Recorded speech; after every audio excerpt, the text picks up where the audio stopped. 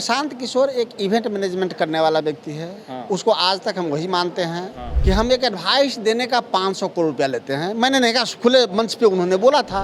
बिहार का मुद्दा उठाने का कितना पैसा लेता होगा, इस अंदाज लगा लीजिए। उसको है व्यापारी। उन्होंने पैसे लेके ममता बनर्जी के सिद्धांत के साथ काम किया, उन्होंने पैसे लेके कांग्रेस के सिद्धांत के भी साथ काम किया। नोरमा ग्रुप, जो सोचता है वो करता है। आपके अपने सपनों का आशियाना। नमस्कार, मैं हूं सागर कुमार। भारत लाइव देख रहे हैं आप। देखिए, सदाकत आश्रम में इस वक्त हमारी मौजूदगी है और बिहार कांग्रेस के मीडिया प्रभारी राजेश सर हमारे साथ हैं। सर, कल आप लोगों की जो पलायन रोको नौकरी दो यात्रा जो है कल बिहार पटना पहुंचने वाली है और कल मुख्यमंत्री के पास भी मिलने जाने वाले हैं आप लोग। क्या कुछ कार्यक्रम है? देखिए, मूल रूप से यह यात्रा पटना में आ चुकी है, लेकिन पटना का आकार प्रकार बड़ा है। कल उसका ये समापन तो नहीं है, लेकिन प्रथम चरण का आखिरी दिन होगा। सदाकत आश्रम में एक बड़े कार्यक्रम होंगे। उसके बाद यहाँ से यात्रा की शक्ल में जैसे जाते हैं, बेरोजगारों के डिमांड लेके पलायन रोको नौकरी दो, जो 26 दिन यात्रा चला है, जो जिलों से आवाज़ें आई हैं, गांव और पंचायत से जो आवाज़ें आई हैं, उस आवाज़ की एक मेमोरेंडम तैयार कर माननीय मुख्यमंत्री को देने का एक सफल प्रयास हम लोग करेंगे। अगर मुख्यमंत्री मिलते हैं, बेरोजगारों की बात सुनते हैं, दलितों शोषितों वंचितों की बात सुनते हैं, क्योंकि आज भी आपने प्रेस कॉन्फ्रेंस में देखा कि बीपीएससी अभ्यर्थी थी, रेडी वाले लोग थे। तो ऐसे अनेक मुद्दे के साथ कि बिहार में क्या आवश्यकता है वो सुनेंगे, तो हो सकता है उसका निदान हो। लेकिन मुझे नहीं लगता है कि मुख्यमंत्री जी हमारे मांग नहीं, उन नौजवानों बेरोजगारों की जो मांग है, बिहार का जो डिमांड है, उसको लेंगे और सुनेंगे। कल प्रशांत किशोर की भी बड़ी रैली है, उन्होंने भी पूरे बिहार से पटना में लोगों को एकत्रीकरण किया है। क्या लगता है, प्रशांत किशोर भविष्य बनेंगे बिहार का? प्रशांत किशोर एक इवेंट मैनेजमेंट करने वाला व्यक्ति है। हाँ। उसको आज तक हम वही मानते हैं। हाँ। और उसने खुद कहा हाँ। कि हम एक एडवाइस देने का 500 करोड़ रुपया लेते हैं। मैंने नहीं कहा, खुले मंच पे उन्होंने बोला था। तो जो एडवाइस देने का 500 करोड़ रुपया की डिमांड रखता है, मिलता है, बिहार का मुद्दा उठाने का कितना पैसा लेता होगा, इस अंदाज लगा लीजिए। उसको है व्यापारी, कंप्लीट व्यापारी है। उसका कोई सिद्धांत नहीं है, इसलिए कि उन्होंने पैसे लेके लालू जी के सिद्धांत के साथ काम किया, उन्होंने पैसे लेके ममता बनर्जी के सिद्धांत के साथ काम किया, उन्होंने पैसे लेके कांग्रेस के सिद्धांत के भी साथ काम किया, और सर्वप्रथम पैसा लेके उन्होंने भाजपा और आरएसएस के सिद्धांत के काम किया। और साउथ के भी कई लोगों के लिए पैसे लेके काम किया। चर्चा तो है कि आप लोग के साथ की गठबंधन होने वाली है। हम पैसा देने वाले नहीं हैं। अच्छा, आप पैसा नहीं देंगे? कहाँ से देंगे पैसा? क्यों देंगे पैसा? प्रशांत किशोर एक फ्रॉड किशोर के रूप में साबित होगा।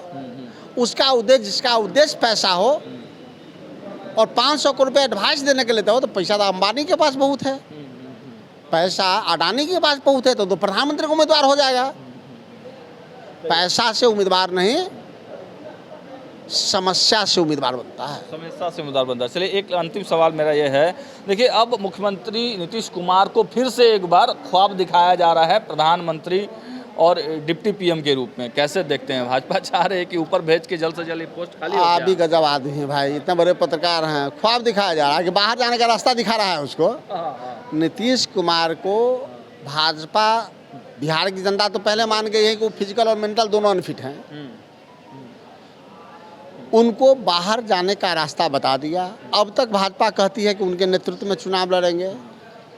ये कहाँ कहते हैं कि मुख्यमंत्री बनाएंगे? मुख्यमंत्री कैसे बनाएंगे? नहीं बनाएंगे। सरकार बनेगी तब ना मुख्यमंत्री बनेगा। सरकार कैसे बनेगा? पिछले बार जनता उनको हाफ कर दिया, इस बार जनता उनको साफ करेगी। भाजपा को हाफ करेगी, सरकार कहाँ से बनेगा?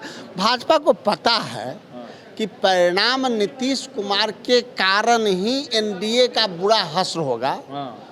फिर भी डिप्टी पीएम बनाने की बात तो लोग कर रहे हैं ना।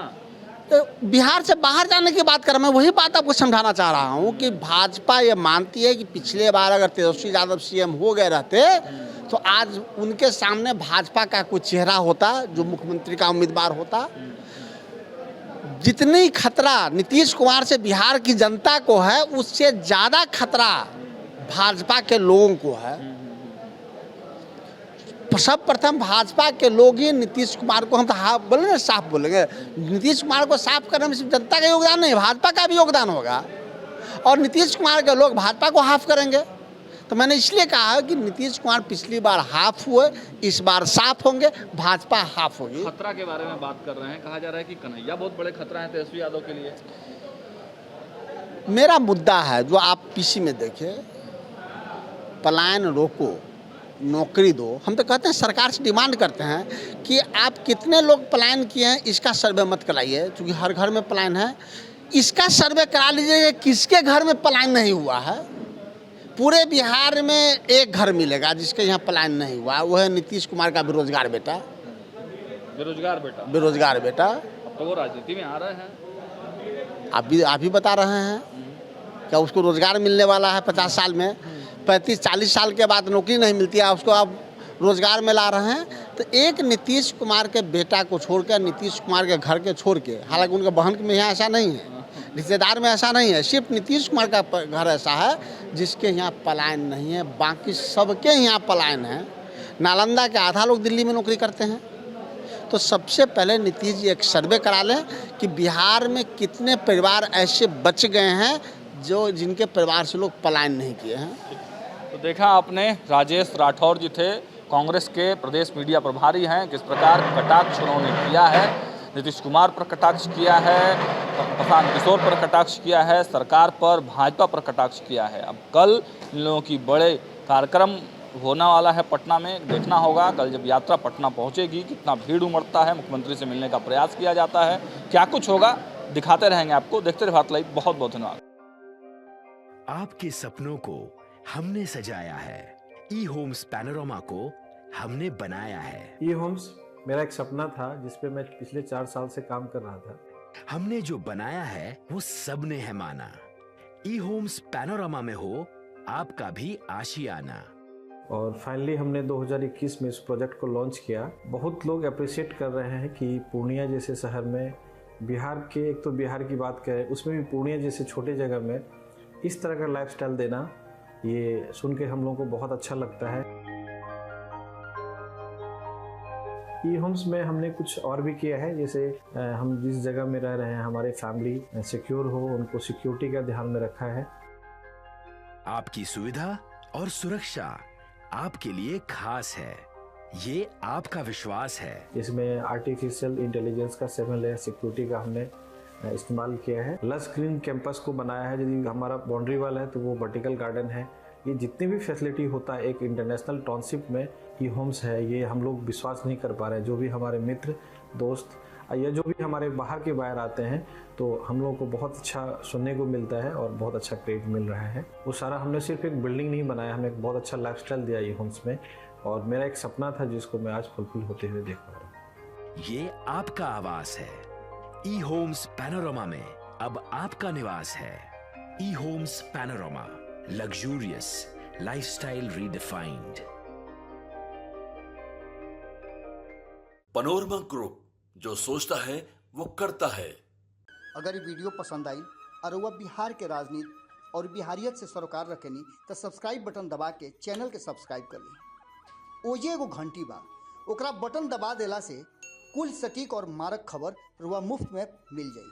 अगर रुआ पत्रकारिता के हमनी के नया प्रयोग में सहयोग कर चाहतानी तो ज्वाइन बटन दबा दी।